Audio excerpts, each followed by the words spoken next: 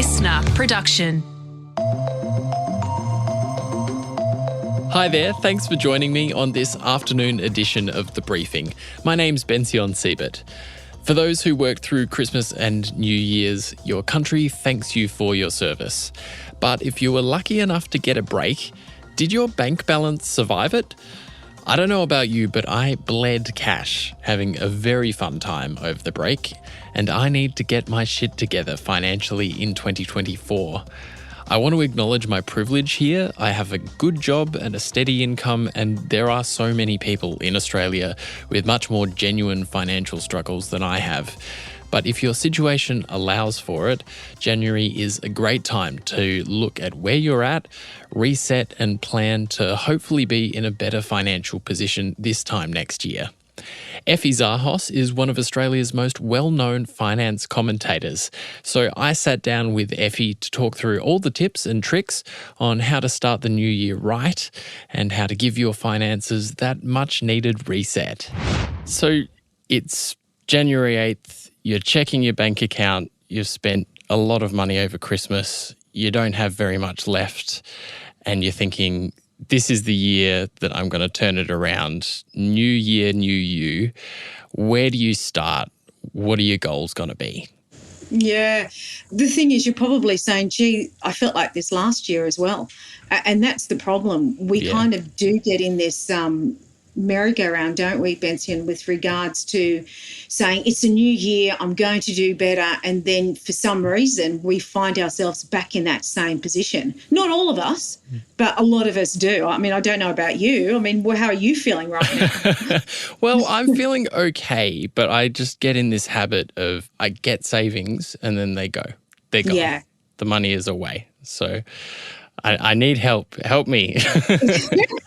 And that's the problem right now, and it's not going to be any easier. Gosh, I'd love to say that this is the year it's just going to rain money.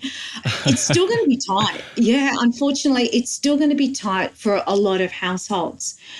And, I mean, even the RBA has made it pretty clear that we're not going to get to these inflation target levels that they want, that 2 to 3%, until 2025. But without being too negative, I think the important thing is, you're right, it is a new year, new you, and you've got that kind of psychological mindset that you want to do better. So you've definitely got to harness that. But also bear in mind that a lot of our money decisions are emotional too. And, you know, whilst I can sit here and chat about all the strategies, which I will, don't worry, sure, I will give you some solid tips to walk away with. The thing is, if you're not in the right mindset to start off with, then you're just wasting your time. So what is that mindset? How do we want to be thinking about money in 2024? The first thing is to really have those conversations with yourself. Why is it that you just said now that your savings just run out? What's happening? And in a lot of cases, it comes down to our relationship with money.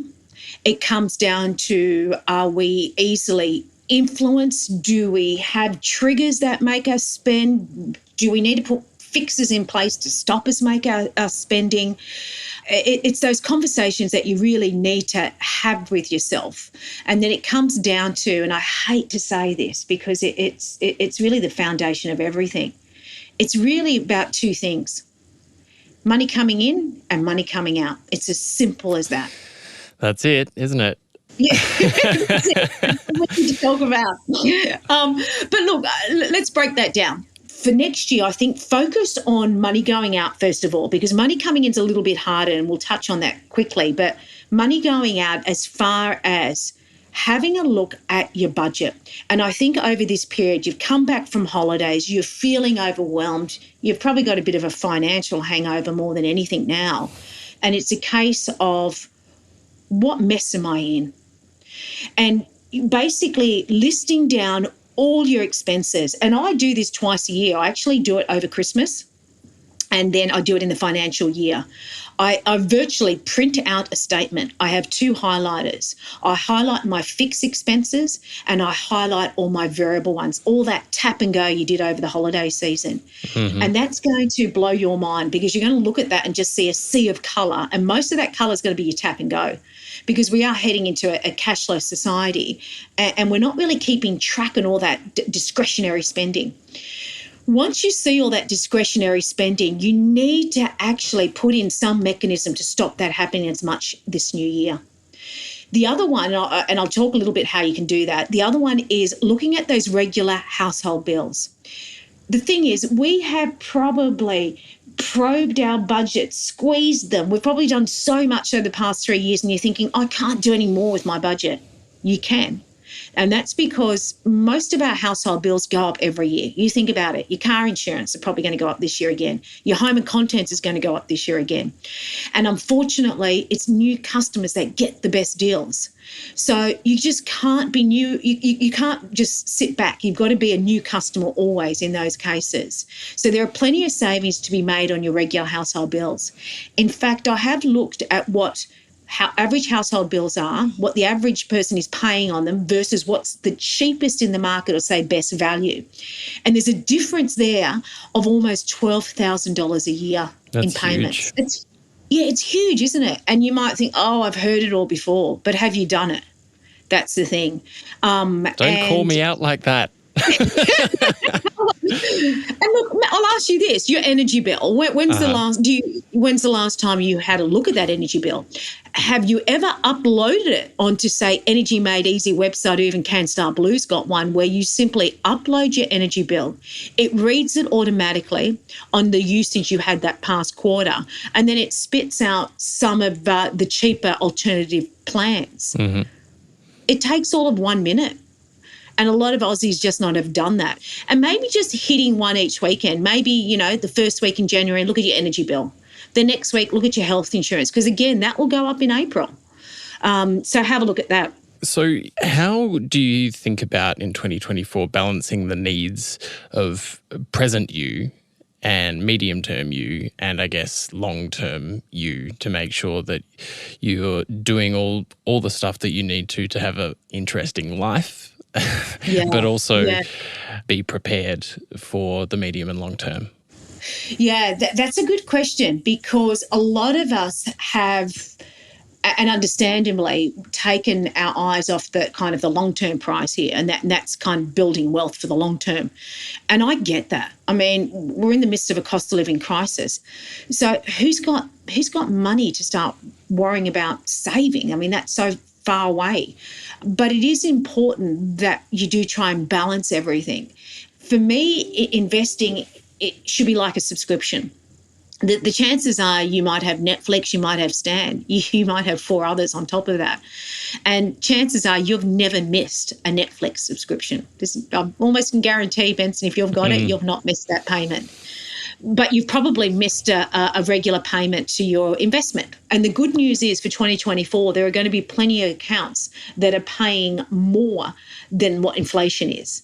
So money finally in the bank is not going backwards. So it could be a case of drip feeding a little into your online saver. Maybe you want to up the risk a little bit more and you've got time on your side, and it may be time to look at investing, because while saving is a necessity, of course, it's not investing, and that's not what's going to build you wealth. So maybe it's a case of taking the time to read a little bit more. I know the government's website, moneysmart.com.au, has got some great information on how to invest. Nothing will happen this year if you don't sit down and actually work it out. Work out, first of all, your budget. Are you going to be on a bucket system or a zero budget system? For me, I work on a zero budget system. I don't know how you operate. What's a zero budget system? Yeah, every dollar has a purpose. Every dollar I make has already been spent. And when I mean by spent, that means investing as well. So everything I earn has a place. It's kind of like, your sock and jock jaw. They need a place. Otherwise, if you don't organise that, it's just going to be a mess. And it's the same with your bank accounts. So when I get paid, basically they all go into different buckets. So by the next day after payday, that transaction account is zero. There's nothing in there. And then that stops me also from spending money because I do have a splurge account and there's only X amount in there. So I can't go over that. So that's the first thing. Set up your account so you know where money is going to go for 2024. Part of that spending process should be a little bit about investing, whether it is in an online saver or whether you want to jump into shares. That's entirely up to you and your risk profile. But that happens automatically as well. It's sitting down and writing. Give yourself even just 2 simple goals for 2024. Don't make it hard. And it could be a simple, well, I'm going to set up that system that Effie was talking about. I'm going to set up that process. That's one. And number 2 is I want to have $5,000 by the end of the year. Well, work it out. How's that going to happen? Divide it by, if you get paid fortnightly, by 26. Put that away each month, if you can, each fortnight, if you can, of course. That's great advice. Well, thanks so much for your time, Effie, and Happy New Year.